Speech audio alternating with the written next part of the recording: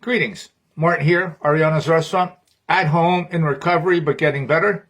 I went to work for the first time last night. Going to do some part-time 4-hour shifts, but so excited about it for about a month, and then we'll get back in full-time. And really quick, I want to thank my entire staff. Jamie, she's now the big gal. They're doing great. So videos, food history. I've realized I've made many videos, and none of them have really been able to work because I'm making them too long. Took me a little while, but I do figure it out. So we're going to do food history. So probably do 4 to 5 videos. I'm shooting for about 6 to 7 minutes. That way I can upload them. I can attach them. I can send them to Jean from our web person. We can get them on YouTube and onto Facebook. So let us start. With anything, I'd like to start at the very beginning. Food history. Man. Obviously, if you know, we were hunter-gatherers for a while. Then we discovered fire. What was interesting about fire is that when we started to cook meat, if you don't know, it's interesting, but meat helped our brains develop faster.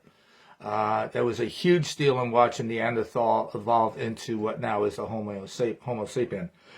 Yes, meat definitely helps the brain develop, and that was key.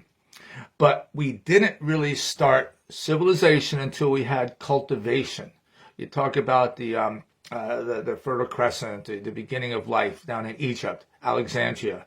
Well, that was the first well-known one. They started growing and harvesting wheat.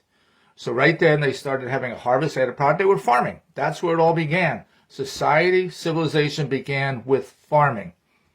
And they started producing this product. They started harvesting. They started exporting it, selling it, and boom, society developed. And from then, we went on to the Constantinople, which is now Istanbul in Turkey. And they were the next one on board, big, huge trading center, where they were all involved with the spice trade. The routes from the east, the Silk Road opened up, and all these spices came over into the Middle East and then onto the Mediterranean and started then being shipped all throughout Europe. And all of a sudden, people started seasoning foods, which was huge. You think back out in history, early 800, 900 into the Middle Ages, food was very bland, hardly any seasoning. Most of it was just all in stews, long cooked, made sure everything was cooked well done so nobody got sick from it because there was no refrigeration, no possible storage around. And there was a lot of bread. But that's what happened. And then slowly, with spices, with seasoning, things started to change some, especially in the big cities. That's where you really had a cuisine develop. The wealthy people had chefs cooking for them, making different dishes. The peasants, the working people in the villages, all far away from the main cities, they lived a very simple life. They had a very simple diet, 1 or 2, maybe 3 items at most, all cooked in an open fire pit or in just in a simple pot. And that's how it was. And it stayed that way for many, many years, probably until the 17th, 18th century, when cuisine really opened up. Society started to really grow. Cities became a major hotspot. And also, Columbus discovered the New World. Back in the late 1400s, most of the 1500s, the trading route between the New World and Old World opened up hugely, mass exploration, and in that time, a massive amount of exchange of ingredients. Food product that was never seen in the Old World came from the New World, and vice versa, product from the Old World came to the New World that they never saw. Really quick, I think one of the greatest examples is tomatoes. Tomatoes were non-existent in Europe. You think about Italian cuisine with no tomatoes, they didn't start cooking with tomatoes until the early 1900s. It took them a while for it to get there, but then also it took a while too because tomatoes are a member of the nightshade family. Nightshades, not all of them, but many of them are poisonous. So again, it took a while for the Italian people to realize that, hey, tomatoes are okay to eat, and now tomatoes are very much a part of the wonderful Italian cuisine. The other thing we talk about is environments, okay? And environments help define what people ate, what cuisines developed. Obviously, if you're in the sea, Japan was filled with seafood.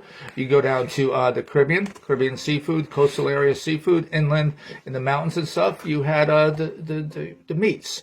You had some more of just heartier food. It's different, but obviously society affected that. So that's how we got regional cuisines. And regional cuisines are great because that became part of the culture of the people, and they embraced it. They said, wow, this is our food. This is what we do. And families embrace it. And to this day, it's funny. You hardly ever see it anymore, but I have a chance because we have some wonderful Hispanic people that work with us. They're down at Rendell Tullis Farm and a few other places. I've gone to visit them, and there are 4 or 5 of them in the kitchen producing their lovely, just their food, their cultural cuisine, making empanadas, making tamales, making tostadas. It's just beautiful. And it's fun to see, and we need to see more of that. Well, it's fading. That's just kind of gone, but that's fine. At the end of the day, our society right now is filled with any kind of cuisine that you want. That's what I talked about in the very beginning. Food is awesome. There's so many options out there. There's so much variety. There's just room for so much creativity. But it's interesting how some of this creativity began, which is usually fairly common, out of just a necessity. Okay, storage of food was the very beginning. What did we do with this food? If you're in a small village and men went out or women went out hunting and they got a few animals, they brought them back. They couldn't eat them all at once, so they had to break them down and figure out a way to store them. Most of Europe, parts of Russia, Eastern Europe and stuff, they would use fat. Because fat was accessible, they would find fat, they would render it down, animal fat, lard, and they'd have this big clay urn by their cauldron where they would do their cooking. And they would take these pieces of meat, probably cook them ahead of time, but then put them into this cauldron covered with fat. And basically the fat prevented the air from getting to it. So they were able to stay. They were able to just keep for extended periods of time. And then as needed, they were taken out of the fat and put into the fire and cooked. Thus the beginning of confit.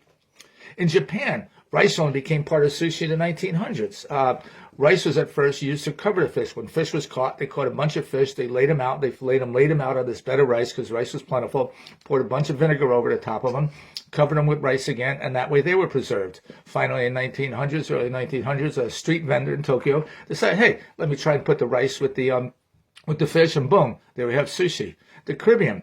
What did they have? They had the citrus, but they had banana leaves. And what happened is they would take some citrus, squeeze it over the fish, lay it in the shade, cover it with banana leaves, and they'd be able to store it like that. To this day, you see lime used so much in the Caribbean and in the South American, Central American cuisine. We always laugh about the Corona with the wedge of lime on top. Well, the wedge of lime was there to keep the flies away. They lived in a very warm climate, and so every time they ate outside all the time, very open environment, so whenever they sat down to eat, flies came by. So what did? They squeezed lime all over their food to keep the flies away so they can enjoy it, and to this day, lime is very much a part of Central, South American, Caribbean cuisine. So that's where we start. We'll come back soon. We'll talk about the trade between the New World and Old World and continue to go forward. Thank you so much. All of you be well. Take care.